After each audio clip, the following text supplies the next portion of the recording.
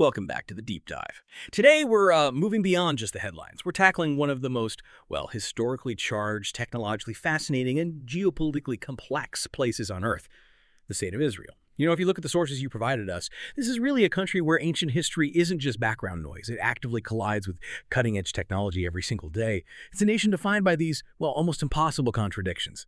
A place with profound religious meaning that also lives with relentless geopolitical conflict. That really is the core challenge, isn't it? And our mission today is to try and deliver some context.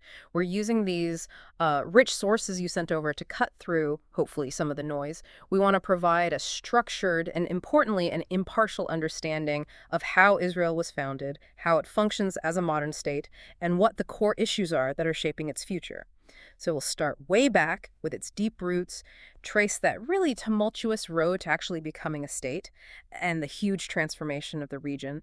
Then we'll look into its status as a tech powerhouse, the famous startup nation. And then inevitably we have to confront the severe and really complex international controversies around its governance and, of course, the contested territories. That's a massive undertaking, but absolutely essential if you want to be genuinely informed on this topic. Okay, let's unpack this, starting right at the beginning. The geographical basics and where that ancient name Israel actually comes from. Okay, geographically, where exactly we're putting Israel? Give us that sort of immediate snapshot of this really vital piece of land. Right. So we're locating Israel firmly in the southern Levant region of West Asia.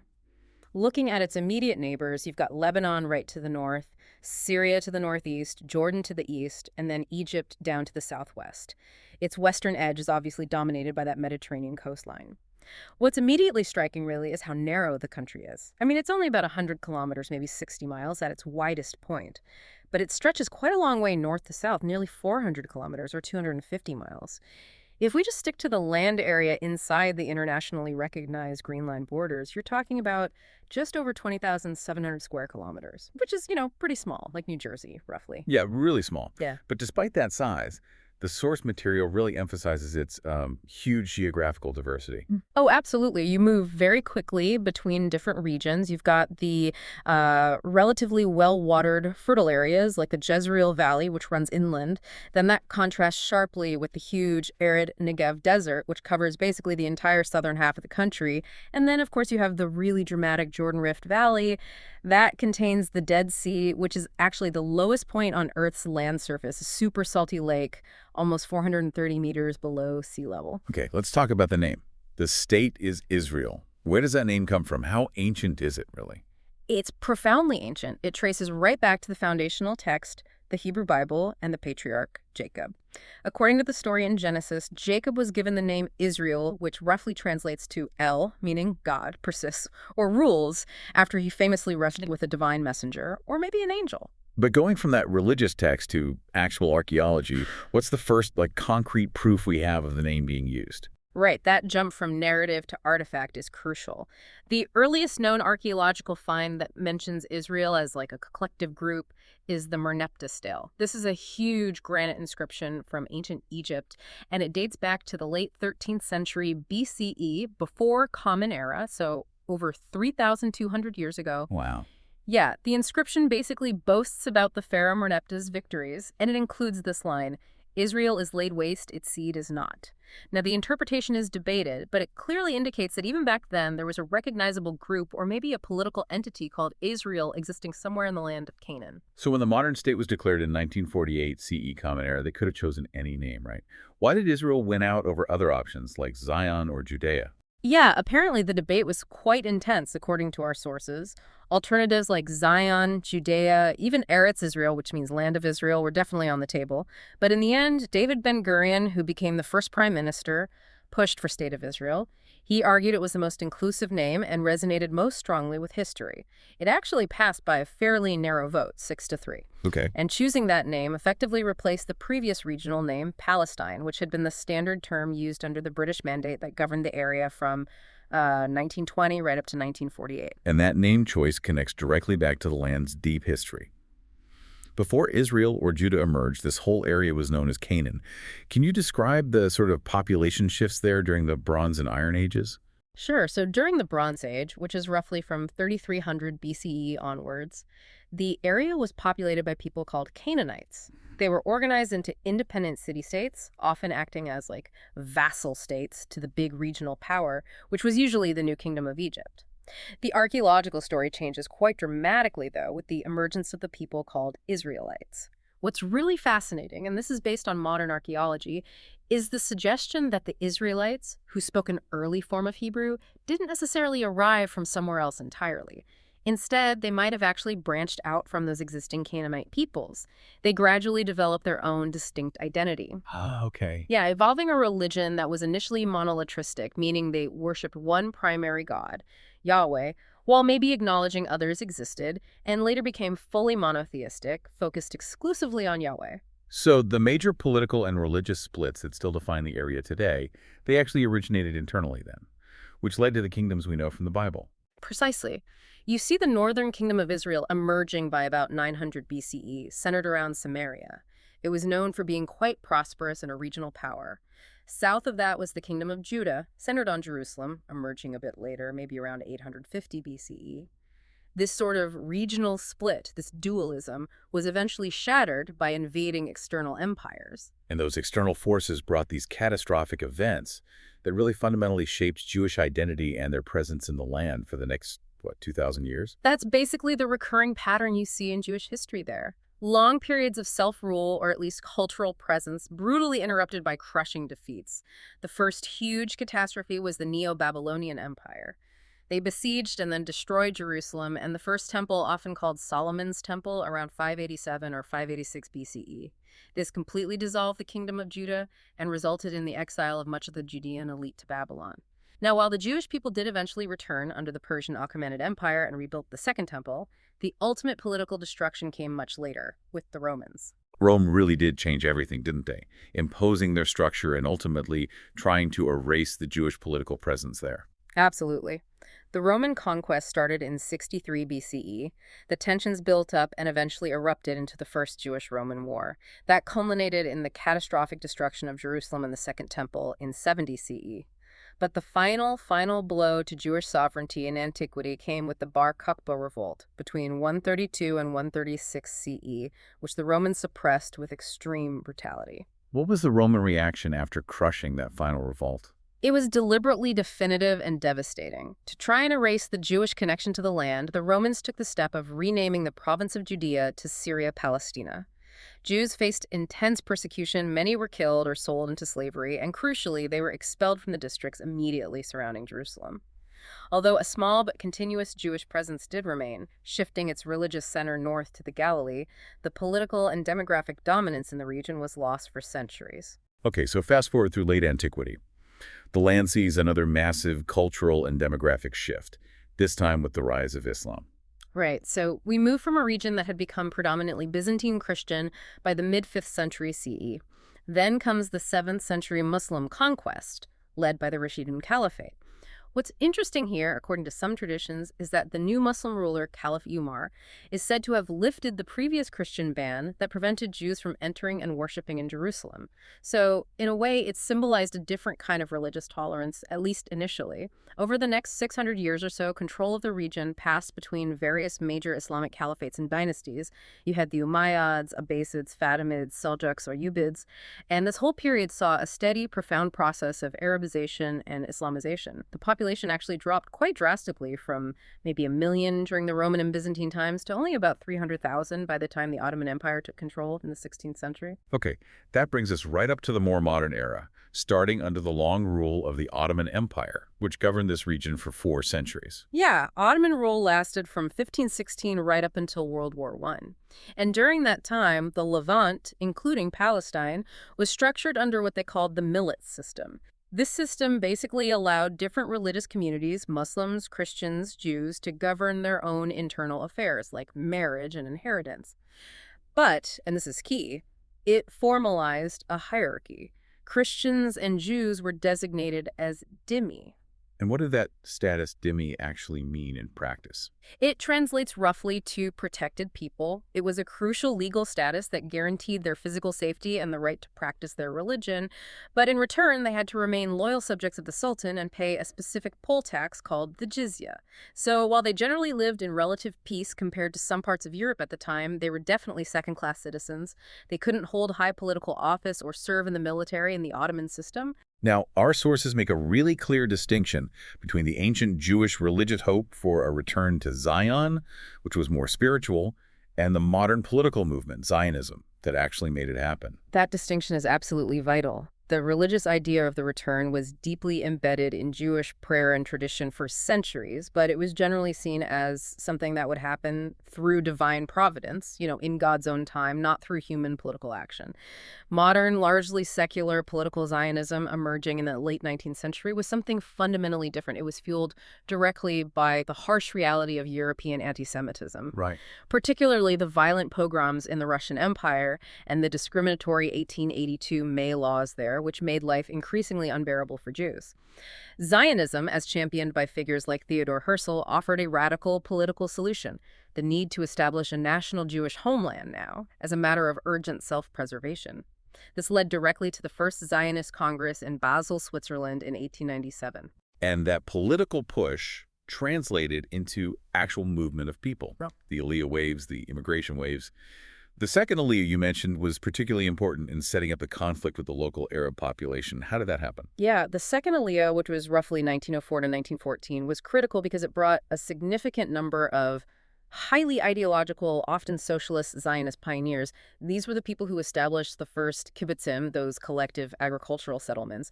And crucially, they championed this principle called kibush ha'avoda, which means the conquest of labor. That phrase itself sounds quite provocative. What did it mean practically? Well, it meant they insisted on building a new, separate Jewish economy based exclusively on Jewish labor. Their goal was ideological. They argued that the new Jewish society being built in Palestine must not depend on or be seen as exploiting local Arab labor. So this very deliberate effort to replace the indigenous Arab workforce with Jewish immigrants, especially in farming and manual jobs, became an immediate and major source of friction and antagonism with the resident Arab population. It showed how the nationalist goal often trumped the socialist ideal of universal worker solidarity. Right, I see. So once the Ottoman Empire collapsed after World War I, the British took over under the Mandate, and these rising tensions just accelerated dramatically. Absolutely. The British role under the League of Nations mandate granted after 1920 was inherently contradictory from the start. Back in 1917, during the war, they'd issued the Balfour Declaration. This famous document stated that the British government viewed with favor the establishment in Palestine of a national home for the Jewish people. While it also said nothing should prejudice the rights of existing non-Jewish communities, this promise immediately raised Zionist hopes and understandably stoked Arab fears.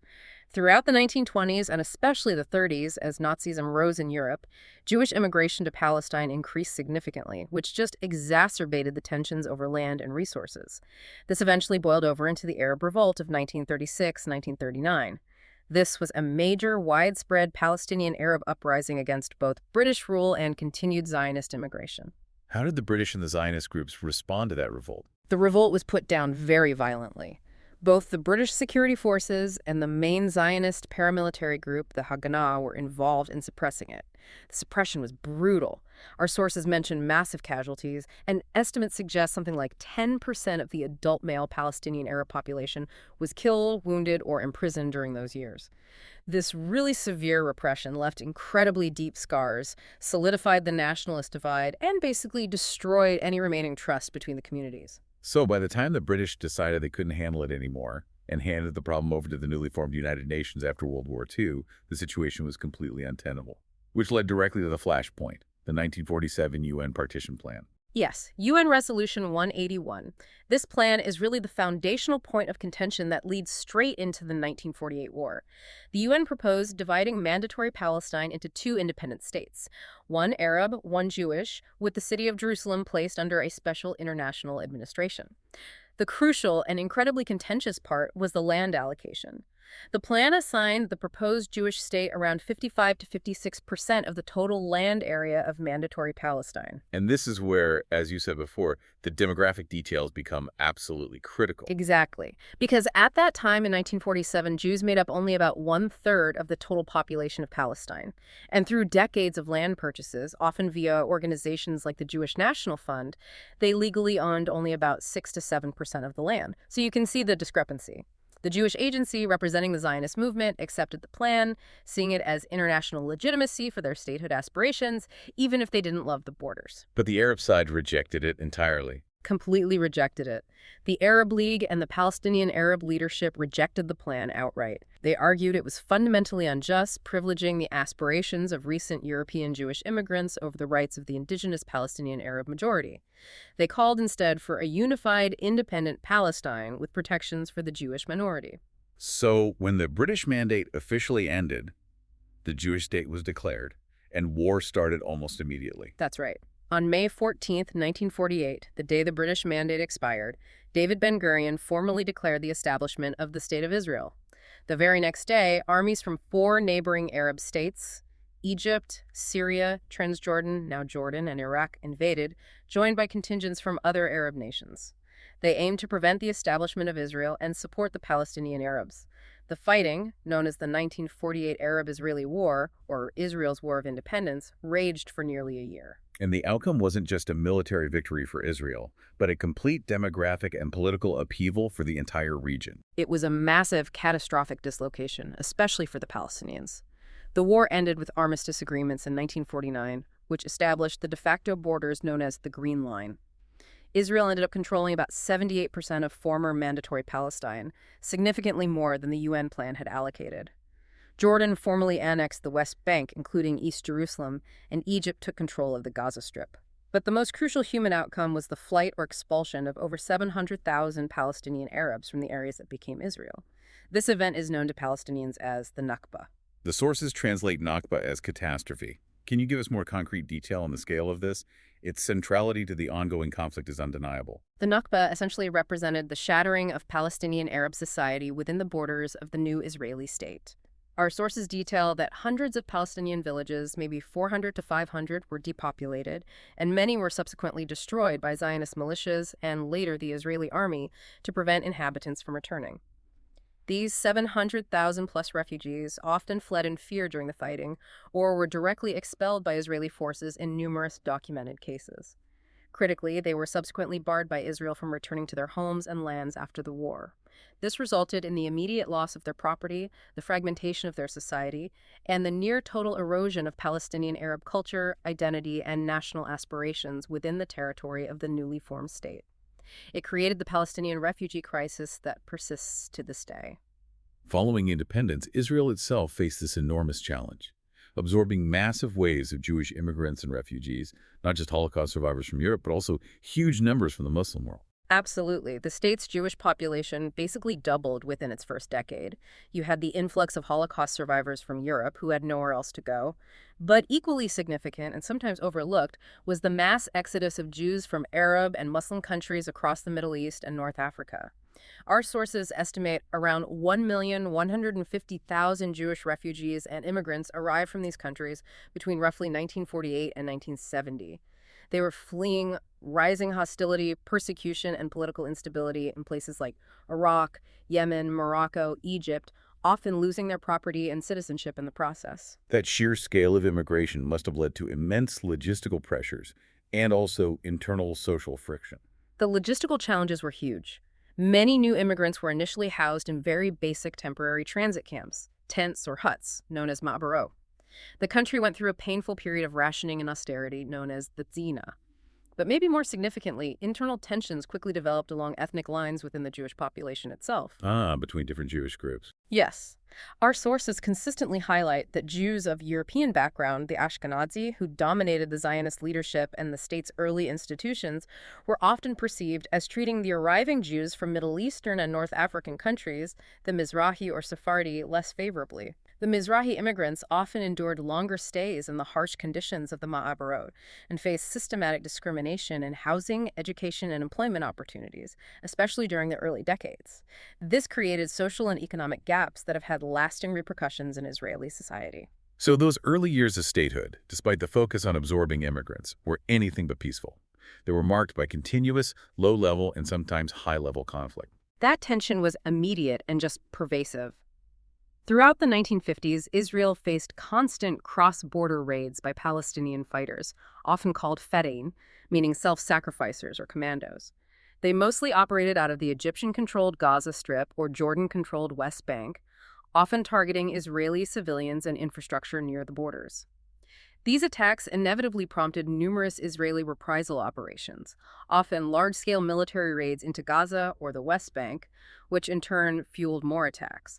It set this dangerous pattern of escalation very early on. And this cycle quickly built up to the first major interstate war after 1948, the 1956 Suez Crisis. Right. In 1956, Israel secretly colluded with Britain and France. The pretext was the nationalization of the Suez Canal by Egypt's charismatic leader, Gamal Abdel Nasser. Britain and France wanted to regain control of the canal. Israel wanted to stop the fedayeen raids and reopen the Straits of Tiran to Israeli shipping, which Egypt had blockaded. Israel launched a swift invasion and overran the entire Sinai Peninsula. But it didn't end well politically, did it? No, diplomatically it was a disaster, especially for Britain and France. They faced huge international pressure, particularly from the United States and the Soviet Union, to withdraw. Israel was also pressured by the UN and the US to pull back from Sinai, which it did in early 1957, but only in return for UN peacekeepers being stationed in Sinai and guarantees regarding its shipping rights through the Straits of Tiran. Militarily, it was a success for Israel, showcasing its strength, but politically, it was a lesson in the limits of relying on old colonial powers. Okay, then comes the really pivotal moment, the one that fundamentally reshaped the map and the conflict as we know it today. The 1967 Six-Day War. This was the truly decisive conflict, no question. Tensions had been escalating rapidly again in the spring of 1967. Nasser moved large numbers of Egyptian troops into the Sinai, ordered the UN peacekeeping forces out, and then, crucially, he reimposed the blockade on the Straits of Tiran, cutting off Israel's southern port of Eilat. Israel had long stated publicly that closing the straits would be a casus belli, a justification for war. So Israel responded with a preemptive strike. How do our sources frame the justification for that versus the claimed casus belli? Is it seen as legitimate self-defense? The sources definitely show it's a legally complex area. Israel argued it was acting in self-defense against an imminent threat, pointing to the troop buildup, the expulsion of UN forces, the blockade, and increasingly hostile rhetoric from Arab leaders calling for Israel's destruction. Many Western countries accepted this view at the time. However, some historians and legal scholars argue the Arab actions, while provocative, might not have met the strict international law threshold for an imminent attack justifying a massive preemptive strike, regardless of the legal debate over justification. The military result was overwhelming. Utterly overwhelming. Israel launched surprise airstrikes on June 5th, destroying most of the Egyptian Air Force on the ground within hours. Then, in just 6 days of intense fighting against the combined forces of Egypt, Jordan, and Syria, with support from Iraq and others, the Israeli military achieved a stunning victory. They captured and occupied the entire Sinai Peninsula and the Gaza Strip from Egypt, the West Bank, including East Jerusalem from Jordan, and the Golan Heights from Syria. This occupation, established in 1967, fundamentally changed the conflict, creating the situation of occupied territories that persists today. The 1949 Green Line became the administrative boundary between Israel proper and these newly captured territories, which the UN Security Council immediately, in Resolution 242, defined as territories occupied in the recent conflict. Okay, the next major war, the 1973 Yom Kippur War, seems different. It seems like it was a necessary shock, perhaps, for both sides strategically. It absolutely was. It began with a dramatic, coordinated surprise attack launched by Egypt and Syria against Israeli forces occupying the Sinai Peninsula and the Golan Heights. They chose Yom Kippur, the holiest day in the Jewish calendar, hoping to catch Israel off guard. And initially, they succeeded spectacularly. Israeli forces suffered heavy casualties and were pushed back significantly in the first few days. Israel was shaken to its core, but eventually managed to mobilize its reserves, halt the Arab advances, and then launch counteroffensives, pushing deep into both Egypt and Syria by the time a ceasefire was brokered. While Israel ultimately won militarily again, the political results were profound. The shock of the near disaster forced a major reckoning within Israel. It shattered the image of Israeli invincibility built up after '67 and led to the resignation of Prime Minister Golda Meir's government, despite an official inquiry largely exonerating her. And for Palestinian groups. In the aftermath, you saw a strategic shift for some Palestinian groups, particularly factions within the PLO, Palestine Liberation Organization. Frustrated by the lack of progress through conventional means, some shifted towards more international operations, aiming to draw global attention to their cause.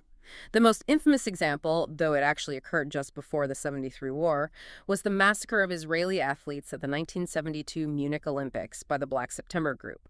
This marked a new, more global phase of the conflict. Despite this relentless cycle of war and violence, eventually a path towards some kind of normalization opened up, starting, surprisingly perhaps, with Egypt. Indeed. The trauma of the 1973 war, where both sides suffered heavily, actually created an opening for diplomacy.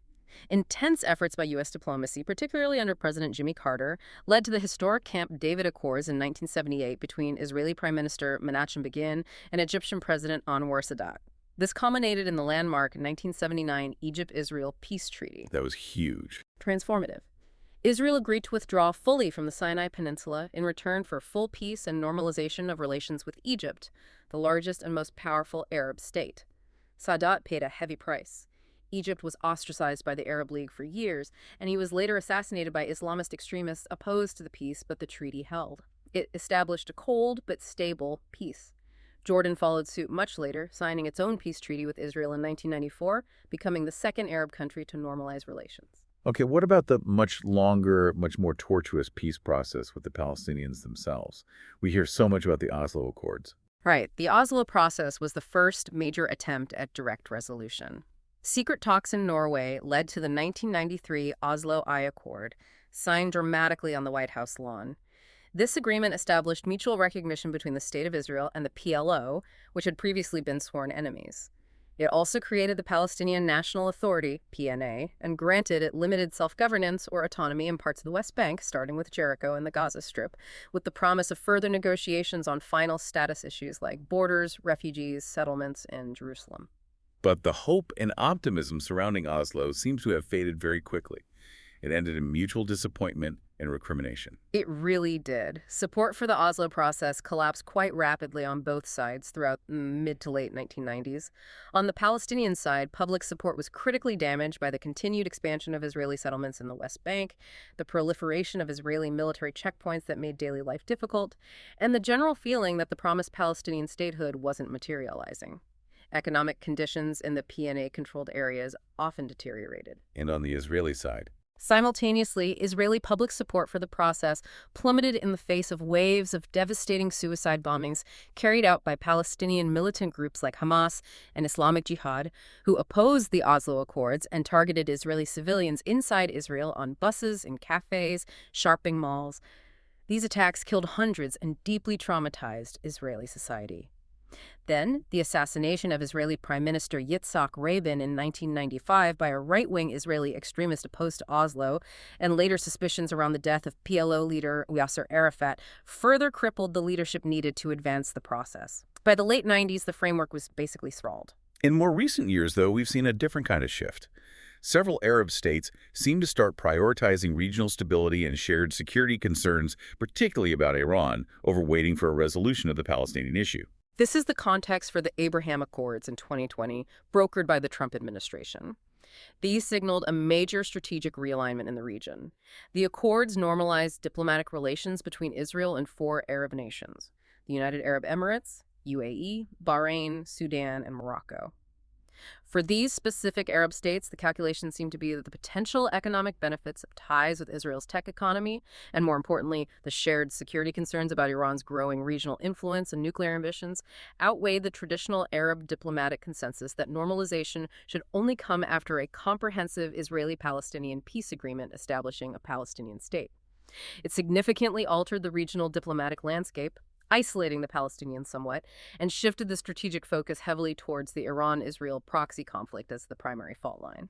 Okay, moving fully into the 21st century, conflict has remained a constant feature, particularly defined by the intifadas and the recurring wars in Gaza.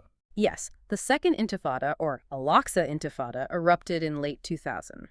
It was triggered by the collapse of the Camp David summit peace talks and, more immediately, by a highly controversial visit by then-opposition leader Ariel Sharon to the temple Mount Haram al-Sharif compound in Jerusalem. This intifada was characterized by intense violence on both sides. You had widespread Palestinian protests and clashes, but also, crucially, a horrific campaign of suicide bombings by Palestinian militant groups inside Israel that killed hundreds of civilians. And Israel's response? Israel responded with large-scale military operations in the West Bank and Gaza, reoccupying areas previously handed over to the PNA, targeted killings of militant leaders, and what our sources describe as often disproportionate repression. This era led directly to Israel's decision to construct the highly controversial West Bank barrier, a network of fences, walls, and trenches largely separating Israel from the West Bank, often cutting deep into Palestinian territory beyond the Green Line. The human cost was staggering. The source material cites the grim statistics for the period between roughly 2000 and 2008. About 1,063 Israelis were killed, mostly civilians in attacks, and around 5,517 Palestinians were killed, the majority civilians, during Israeli military operations and clashes. Subsequent major conflicts included the 2006 Second Lebanon War between Israel and Hezbollah, and then multiple increasingly destructive wars focused on the Gaza Strip, particularly after Hamas took control there in 2007, leading to major Israeli offensives in 2008-09, 2012, 2014, and 2021. Which brings us inevitably to the most recent and devastating escalation, the ongoing war that began in October 2023. Our sources provide crucial and deeply distressing context regarding this current conflict. Yes. This latest catastrophic round began with the surprise. Multi-pronged attacks launched by Hamas and other Gazan militant groups on October 7, 2023. They breached the border fence and attacked multiple Israeli communities, military bases, and a music festival near the Gaza border. The attacks resulted in the killing of approximately 1,200 to 1,300 Israelis and foreign nationals, the vast majority civilians, in brutal fashion. Additionally, over 240 people, including children and the elderly, were taken hostage back into Gaza. Israel's response was immediate, declared, and massive. Israel launched what the sources describe as one of the most destructive bombing campaigns in modern history, followed by a large-scale ground invasion of Gaza. The stated objectives were clear: destroy Hamas's military and governing capabilities, and secure the release of all remaining hostages. That is correct. And alongside reporting these facts, it is absolutely crucial to acknowledge the profound and sustained international criticism that Israel's military operation has generated. Our sources confirm that due to the unprecedented scale of destruction, the immense loss of civilian life, the collapsing humanitarian situation in Gaza, and rhetoric used by some Israeli officials, a United Nations Special Committee, along with multiple national governments, numerous legal experts, and leading international human rights organizations like Amnesty International and Human Rights Watch, have concluded that Israel's actions in Gaza constitute or risk constituting genocide against the Palestinian people. That's an extremely serious charge.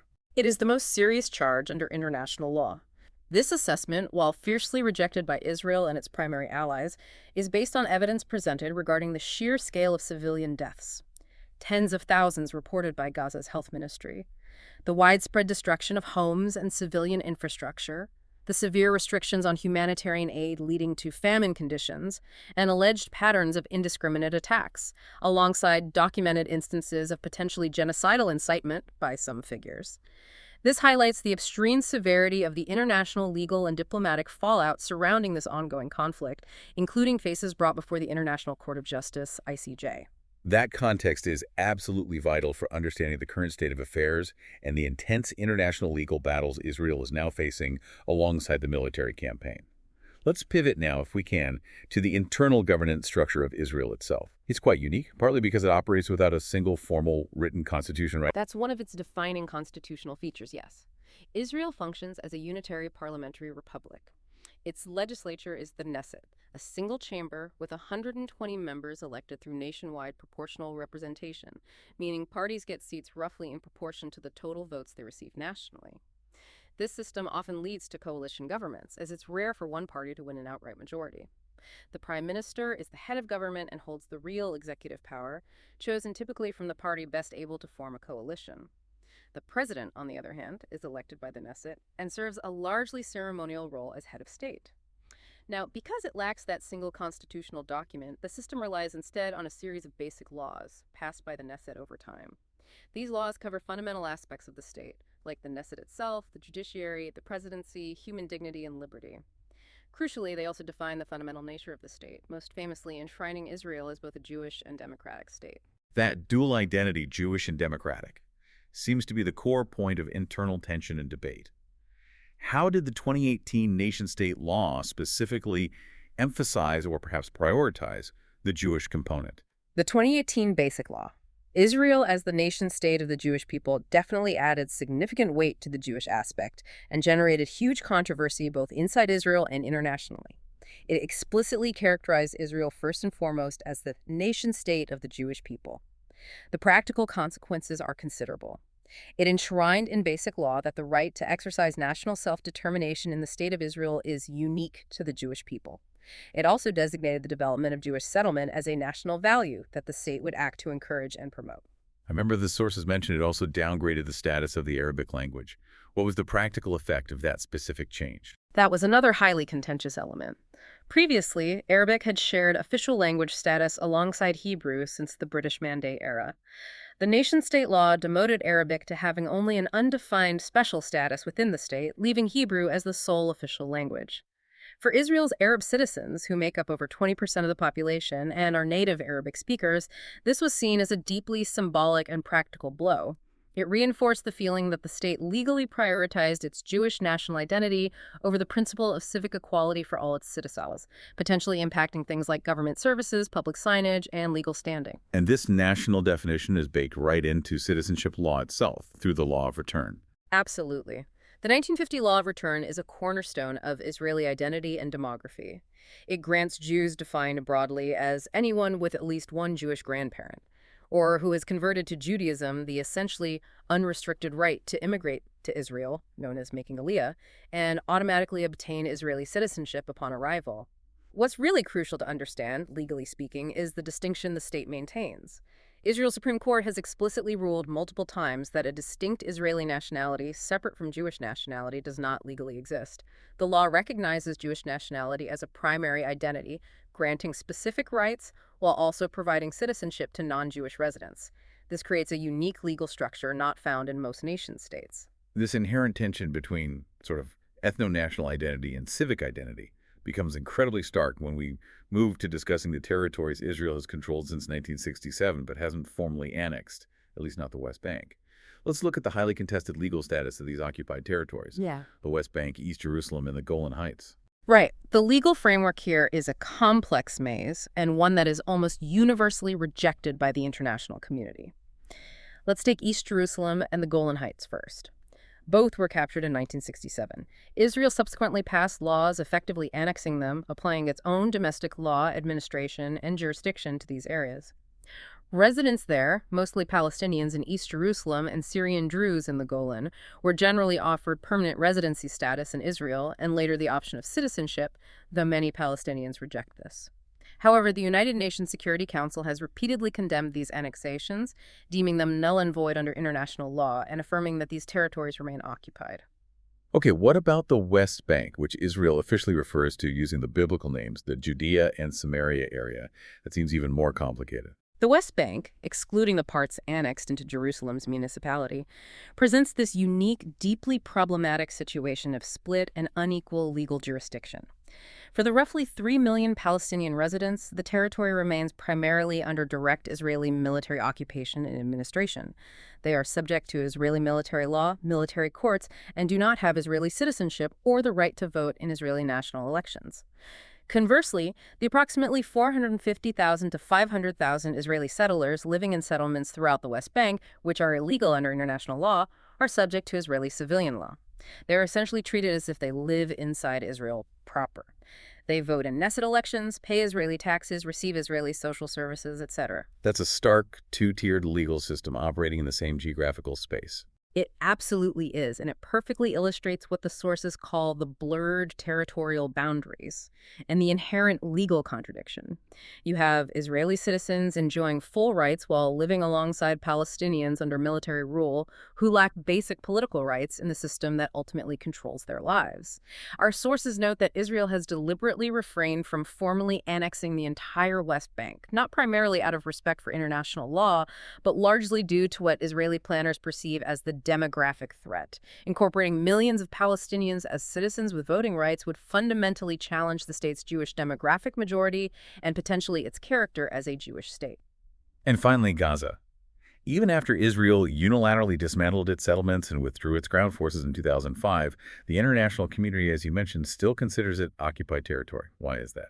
Yeah, Israel declared the occupation of Gaza after its 2005 disengagement and treats it as foreign territory or a hostile entity under its own laws.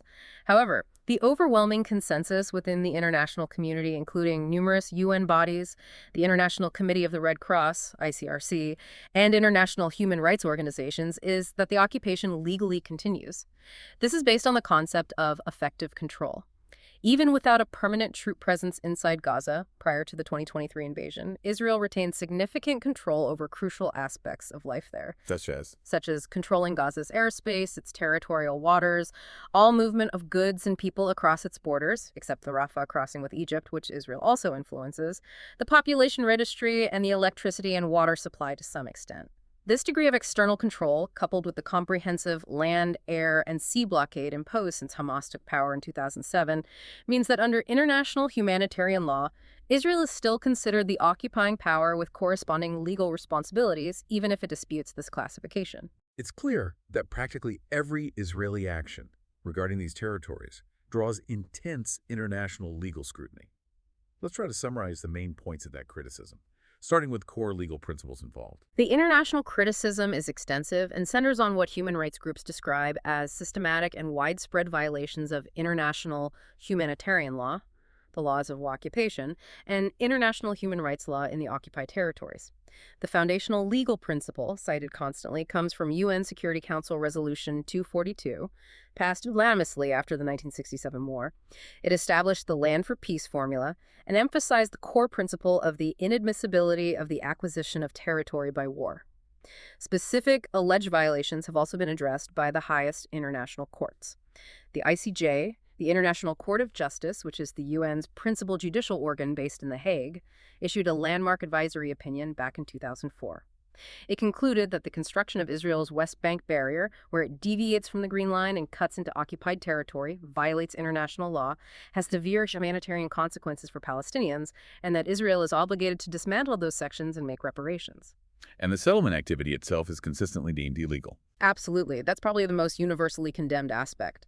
UN Security Council Resolution 2334, passed in December 2016, with the U.S. abstaining rather than vetoing, notably, explicitly reaffirmed that Israeli settlement activity in the occupied Palestinian territory, including East Jerusalem, constitutes a flagrant violation of international law and has no legal validity. Furthermore, major human rights organizations like Amnesty International have classified the establishment and expansion of settlements as constituting the war crime of pillage because it involves the appropriation of occupied land and resources for the benefit of the occupying power's civilian population, while simultaneously displacing or harming the protected population. Most recently, the ICJ revisited the entire issue of the occupation in a 2024 advisory opinion requested by the UN General Assembly. What was the central finding of that opinion regarding the legality of the occupation itself? The ICJ's July 2024 advisory opinion was sweeping. It found that Israel's prolonged occupation of Palestinian territories since 1967, taken as a whole, including the annexation policies, the settlements, the barrier, the administration, violates international law. The court stated that Israel is under a legal obligation to cease the occupation, withdraw its forces, dismantle settlements, and make reparations for the damages caused. Crucially, the court also found that Israel's policies and practices in the occupied territories breach the International Convention on the Elimination of All Forms of Racial Discrimination, ICERD, specifically citing the establishment of a regime of systematic discrimination and segregation against Palestinians. That finding of systematic discrimination and segregation leads directly to the most controversial and explosive accusation leveled against Israel, that its treatment of Palestinians amounts to the crime of apartheid. Yes, this accusation is incredibly serious and has gained significant traction in recent years. Apartheid is legally defined under international law, particularly the Rome Statute of the International Criminal Court, as a crime against humanity involving inhumane acts committed in the context of an institutionalized regime of systematic oppression and domination by one racial group over another. What's highly significant here is the institutional breadth of organizations making this claim regarding Israel and the Palestinians. It's not just Palestinian groups. It has been affirmed by major international human rights organizations like Amnesty International and Human Rights Watch in comprehensive reports, and importantly also by prominent Israeli human rights organizations, including B'Tselem and Yesh Din. And UN officials have also used the term explicitly in their findings. They have. Michael Link, who served as the UN Special Rapporteur on the situation of human rights in the Palestinian territories occupied since 1967, concluded in a 2022 report that the situation met the legal definition of apartheid, arguing Israel had imposed an apartheid reality in a post-apartheid world. His successor, Francesca Albanese, and other UN experts have reiterated this view, pointing to the structural nature of the discrimination and control across both Israel proper and the occupied territories, arguing it forms a single, integrated system designed to maintain Jewish-Israeli hegemony. The reaction to these apartheid accusations is, predictably, sharply divided. Extremely divided. Israel and its closest allies, particularly the United States, the UK, and Germany, vehemently reject these accusations. They often criticize the reports as biased, arguing they ignore Israel's legitimate security concerns, misapply the legal definition of apartheid, which originated in the South African context, and fail to acknowledge the complexities of the conflict. However, these findings have been welcomed by Palestinians, the Arab League, and numerous other states and civil society organizations globally who see them as belated recognition of the reality on the ground. Given the ICJ's finding of racial segregation, but stopping short of using the word apartheid itself in the 2024 opinion, what specific evidence did they focus on that brings them closest to affirming the substance of the charge, even without the label? The ICJ, in finding a breach of the Anti-Racial Discrimination Convention, focused precisely on the cumulative effect of Israel's laws, policies, and practices in the occupied territory. They highlighted the creation and maintenance of a legal and administrative system where Israeli settlers are governed by Israeli civil law and enjoy full political and civil rights, while Palestinians in the same territory are governed by military law, face severe restrictions on movement, access to land and resources, and lack political rights within the Israeli system that controls their lives. It's this systemic, institutionalized differential treatment based on nationality and ethnicity, explicitly designed to privilege one group and disadvantage another within the same territory under Israeli control, that forms the core of the ICJ's finding on systematic discrimination and segregation elements central to the legal definition of apartheid, even if the court itself avoided using that specific term in its advisory opinion. It represents a profound legal challenge based on documented reality, regardless of the political debate over the terminology. The evidence of deeply embedded systemic discrimination remains a matter of official record from multiple credible sources. Okay, shifting gears completely now. It feels genuinely jarring, actually, to pivot directly from discussing international legal condemnation, accusations of severe crimes, to talking about Israel's widely admired economic success. Yet, Israel is famously known as the startup nation. How do we reconcile this extreme contrast? It is a stark contrast, and what's fascinating is trying to understand how this immense economic success has been achieved despite, and maybe even partly because of, the pervasive security challenges and geopolitical isolation it faces. Israel is consistently positioned as the most advanced country in West Asia, and often the entire Middle East. In terms of its economic and industrial development, it ranks very highly globally, often around 16th in nominal GDP per capita, and is a member of the OECD, the Club of Developed Economies. And that success seems overwhelmingly driven by an extraordinary national commitment to research and development, to R&D. What are the specific factors driving this innovation engine? The commitment to R&D is unparalleled globally. Israel consistently spends the highest percentage of its gross domestic product, GDP, on civilian research and development of any country in the world, often around 5%. This intense high-tech focus is nurtured by several unique factors, it seems. First, there's massive state investment in education, universities, and targeted tech initiatives. Second, and this is often highlighted, is the role of mandatory military service in the IDF, the Israel Defense Forces. How does military service translate into tech leadership? That seems counterintuitive, maybe. Well, the IDF, particularly its elite intelligence and technology units like the famous Unit 8200, which deals with signals, intelligence, and cyber warfare, essentially functions as a massive, high-pressure, publicly funded incubator and accelerator program. It identifies many of the country's brightest teenagers through rigorous testing, trains them intensively in cutting-edge fields like cybersecurity, data science, advanced computing, and systems analysis, often giving them huge responsibilities at a very young age. Then, when they're discharged, usually in their early 20s, they emerge with highly specialized skills, practical experience under pressure, and crucially, a vast network of talented peers from their unit. Many immediately go on to found startups or join established tech companies. So it's like a state-sponsored tech university with real-world stakes. In some ways, yes. Added to that is a cultural element often cited, sometimes stereotyped, as chutzpah.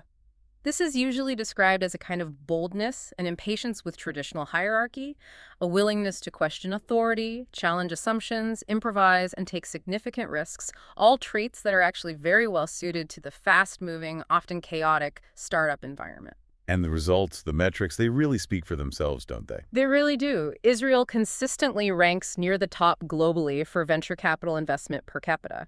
It has the second largest number of active startup companies in the world, trailing only the much larger United States. And it ranks third globally in the number of companies listed on the tech-heavy NASDAQ shoe stock exchange after the US and China. We're talking about globally influential companies that were born or significantly developed in Israel. Can you give some examples? Sure. Decades ago, giants like Intel and Microsoft chose Israel for their very first overseas R&D centers, recognizing the talent pool early on. Intel's processors are still heavily developed there. More recent famous examples include Waze, the navigation app acquired by Google, Mobileye, a leader in autonomous driving technology, acquired by Intel for over $15 billion, and Checkpoint Software, a pioneering global leader in cybersecurity and network security. The list is incredibly long across software, hardware, biotech, medtech, agritech. It sounds like much of that famous Israeli innovation really stems from addressing pressing needs, from absolute necessity, especially concerning scarce resources like water. Necessity is absolutely a core driver. Water is the classic example. Israel is a naturally arid or semi-arid country. This scarcity forced innovation early on. The most famous invention is probably drip irrigation, developed by Israeli engineers Simcha Blas and Kibbutz Hatzerim back in the 1960s. This system delivers water and nutrients directly and slowly to plant roots, minimizing waste through evaporation or runoff. It revolutionized agriculture in arid regions worldwide and dramatically boosted Israel's own agricultural output while conserving precious water.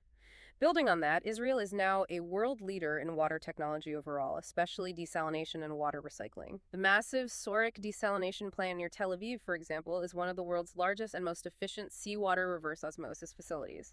Back in 2014, desalination was already providing about 35% of the country's drinking water.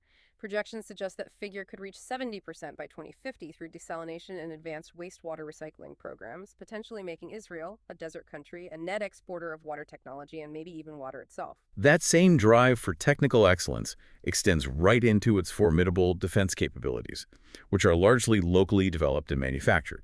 Yes, the defense sector is a huge part of the R&D ecosystem and a major export industry. Facing constant security threats, Israel has invested heavily in developing its own advanced high-tech military systems rather than relying solely on imports. The most famous recent example is probably the Iron Dome short-range anti-rocket air defense system, which has intercepted thousands of rockets fired from Gaza and Lebanon. They also developed and deployed the multi-layered Arrow anti-ballistic missile system designed in cooperation with the U.S. to intercept longer-range missiles, potentially even those carrying unconventional warheads, and David's Sling for medium-range threats. This demonstrates a sophisticated layered defense strategy built on indigenous technology. Furthermore, Israel's space capabilities are quite significant for a country its size. Its series of OFEC reconnaissance satellites, launched on Israeli Shavit rockets from Israeli territory, have made Israel one of only about 7 or 8 countries worldwide capable of independently building, launching, and operating such advanced surveillance satellites. This highlights the sheer depth of its technological capacity across multiple high-stakes sectors, driven by perceived security needs. Finally, let's connect those threads, the military structure, the technology, back to its global relationships and alliances. Okay. The Israel Defense Forces, the IDF, remains the country's sole military wing, encompassing the Army, Navy, and Air Force.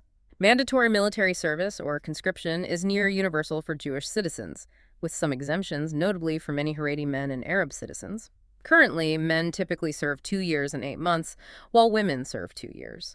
This system creates not only the standing army, but also a huge, rapidly mobilizable force of highly trained reservists, estimated around 465,000, giving Israel one of the highest percentages of citizens with recent military training in the world. And underpinning this military capability is the crucial relationship with the United States.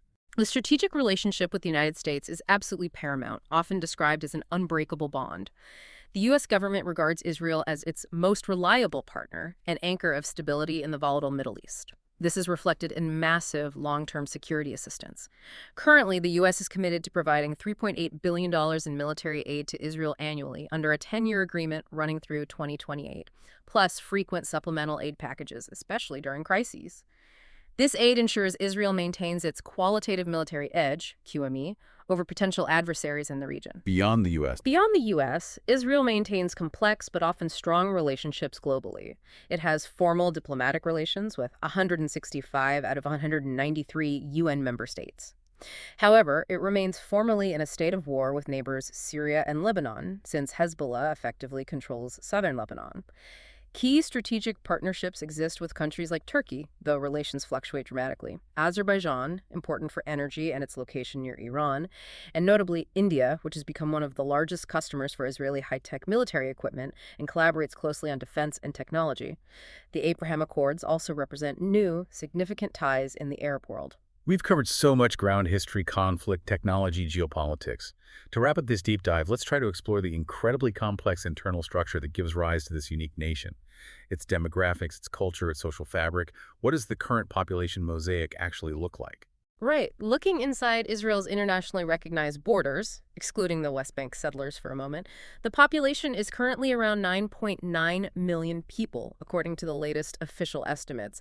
And it really is a mosaic. The breakdown is roughly 72% Jews, 21% Arabs, who are overwhelmingly Muslim but include Christian Arabs and Druze, and about 7% classified as others. This other category mainly includes non-Arab Christians or immigrants who arrived under the law of return, for example, having Jewish ancestry, but are not considered Jewish according to religious law, halakha, mostly from the former Soviet Union. And there's a growing population. Yes, notably, Israel has the highest fertility rate in the OECD, the group of developed nations currently around 2.9 children per woman, which is well above the replacement level of 2.1. This means the population is growing quite rapidly, not just through immigration, but also through natural increase, which is unusual for a highly developed country. And the Jewish population itself, making up that 72%, is far from monolithic. It reflects centuries of global diaspora and then waves of very different immigration groups coming together. That's a crucial point for understanding Israeli society. It's incredibly diverse internally. The two largest historical subgroups are Ashkenazi Jews, whose ancestors came primarily from Central and Eastern Europe. They make up about 44% of Israeli Jews today, including the large wave from the former USSR in the 1990s, and Mizrahi or Sephardi Jews. Mizrahi Jews trace their roots to countries across the Middle East and North Africa, Iraq, Yemen, Morocco, etc., while Sephardi Jews originally descend from the Iberian Peninsula, Spain, and Portugal. These groups together form most of the remainder of the Jewish population. And historically, as we touched on earlier, there was significant tension between these groups, particularly Ashkenazi and Mizrahi, in the state's early years. Yes, there was considerable social, economic, and cultural friction, often stemming from the Ashkenazi establishment's dominance and perceived discrimination against Mizrahi immigrants. While significant gaps still exist in some areas, the lines have blurred considerably over time. Intermarriage rates between Ashkenazi and Mizrahi Sephardi Jews are now very high, estimated around 35%, creating a more mixed Israeli Jewish identity, especially among younger generations. However, cultural and political differences certainly still resonate. And of course, we have to remember the significant population of Israeli citizens living beyond the Green Line in the occupied territories. Current estimates put the number of Israeli settlers in the West Bank, including East Jerusalem, at over 700,000 and around 25,000 in the Golan Heights. They are part of Israel's demographic count for many purposes. Okay, turning to the Arab citizens of Israel, that 21% of the population. How do they navigate this complex system, and how do they tend to self-identify? Israeli Arabs, or Palestinian citizens of Israel, as many prefer to be called, form the largest minority group. They are citizens of the state with voting rights, but often face systemic discrimination and socioeconomic gaps compared to Jewish Israelis. They are heavily concentrated geographically, mostly in the Galilee region in the north, in an area called the Triangle near the Green Line, and among the Bedouin communities in the Negev desert in the south. Their self-identification is varied and reflects their complex position. How so? Well, polling data often shows a spectrum. Many, perhaps around 40% in some polls, primarily identify as Arab in Israel or Arab citizen of Israel, emphasizing their civic connection to the state while maintaining their distinct Arab cultural identity. However, a significant minority, maybe 15–20%, identify primarily as Palestinian, stressing their national kinship with Palestinians in the West Bank, Gaza, and the diaspora, and viewing themselves as part of the broader Palestinian people who remained within Israel after 1948. Many hold multiple identities simultaneously: Arab, Israeli, Palestinian, Muslim, Christian, or Druze. Language must inevitably reflect this demographic layering. It absolutely does. Hebrew is the dominant official language, the primary language of government, commerce, and education for the Jewish majority. Arabic, as we discussed, holds a special status legally. It's the native language of the Arab minority, used in their school system, though Hebrew is also taught, media, and widely in public life in Arab towns and mixed cities. But given the history of mass immigration, other languages are very prevalent too. Russian is spoken fluently by over 1 million Israelis who arrived from the former Soviet Union starting in 1990. French is also widely spoken, particularly by immigrants from France and North Africa. And English serves as a crucial lingua franca, widely taught and used in academia, tech, and international business. Okay, let's look at the religious landscape now, and specifically the internal divisions within Judaism itself in Israel. The religious affiliation breakdown reflects Israel's role as the Holy Land for 3 major faiths. Overall, it's about 73.5% Jewish, 18.1% Muslim, mostly Sunni, 1.9% Christian, various denominations, mostly Arab Christians, and 1.6% Druze, a distinct Arabic-speaking religious minority. But the spectrum within Israeli Judaism is vast and politically very significant. It runs all the way from the highly secular Hellenian Hebrew, who identify culturally as Jewish but don't adhere strictly to religious law. They make up nearly half, around 49% of Israeli Jews, through various shades of traditional Masorti and religious Zionist, Dadi Leumi, all the way to the ultra-Orthodox, known as the Haredim. The sources specifically highlight the Haredi population as a rapidly growing segment, currently around 9% or maybe higher now. What are the main political and economic implications of this demographic trend? This demographic shift has really profound implications for Israel's future. The Haredi community has significantly higher fertility rates than other Jewish groups and the Arab population, meaning their share of the overall population is projected to grow dramatically in the coming decades, potentially reaching 1/3 of the total population by mid-century, according to some projections. Economically, this poses challenges because, historically, a large proportion of Haredi men have chosen full-time religious study in yeshivas over participation in the general workforce, often relying on state subsidies and community support. While Haredi workforce participation, especially for women, has been increasing somewhat, it still lags significantly. And politically. Politically, the Haredi parties often hold the balance of power in forming governing coalitions, giving them significant leverage to secure funding for their institutions and maintain controversial policies, like the broad exemption from mandatory military service for full-time yeshiva students. This exemption is a continuous source of deep friction and resentment among the secular and mainstream religious populations who do serve in the military, especially given the state's constant security needs. It creates major economic and political stress points related to national burden sharing, the integration of the Haredi community into the modern economy, and the long-term sustainability of the welfare state. Okay, moving finally to culture beyond just religion. Israel has seen a remarkable cultural renaissance in the modern era, hasn't it? Absolutely. The establishment of the state and the revival of Hebrew as a spoken vernacular led to a flourishing of modern Hebrew literature. You had figures like Shmuel Yosef Agnon winning the Nobel Prize in Literature back in 1966, and more recently, internationally acclaimed novelists like Amos Oz, David Grossman, and Abi Yehoshua who explored the complexities of Israeli life and identity. Architecturally, Israel is famous for the Bauhaus style, particularly in Tel Aviv. The White City of Tel Aviv, built largely in the 1930s and 40s by German Jewish architects who fled Nazi persecution, is a UNESCO World Heritage Site, recognized for having one of the world's largest concentrations of buildings in this specific international style. And finally, we have to mention the food. Israeli cuisine seems to tell its own story of immigrant fusion and local adaptation. Oh, definitely. Israeli cuisine is a fantastic and dynamic fusion. It really reflects the gathering of the exiles. It adapts and blends traditional cooking styles from across the Jewish diaspora, Mizrahi dishes from the Middle East, like spicy fish stews, kube, Sephardi influences, Ashkenazi staples from Europe, like gefilte fish, shlint, and integrates them seamlessly with the local Levantine Arab cuisine. So staples like falafel, hummus, tahini, shakshuka, eggs poached in tomato sauce, fresh salads, grilled meats are ubiquitous. Anything uniquely Israeli? Well, there's an amusing example. Tiddim, often marketed abroad as Israeli couscous. These are small, toasted pasta pearls. They were actually invented out of necessity in the 1950s by the Awesome Food Company at the request of David Ben-Gurion himself because of severe rice shortages during the austerity period after independence. Yeah. So they created a wheat-based substitute. It's a perfect little symbol of the culture's resourcefulness and adaptability, even under pressure. #tag outro. Wow. This has been a really necessary and I think profound journey through an incredibly complex place. We've mapped a nation that seems defined equally by its deep, ancient historical claims and by continuous, often existential conflict. Yet, as you've shown, this is also simultaneously a place driving global technological innovation and maintaining this vibrant, incredibly complex, and constantly evolving cultural and demographic identity. That synthesis really captures it, I think. The delicate, almost contradictory nature of the State of Israel. It's undeniably a high-tech powerhouse, enjoying immense economic success and strong global political support, particularly from the U.S. Yet it's perpetually grappling with fundamental security threats, both internal and external, and facing critically profound and growing international condemnation regarding its decade-long occupation and governance of contested territories, especially in light of recent events and legal findings. That context really underscores the immense difficulty in just defining the state itself, doesn't it?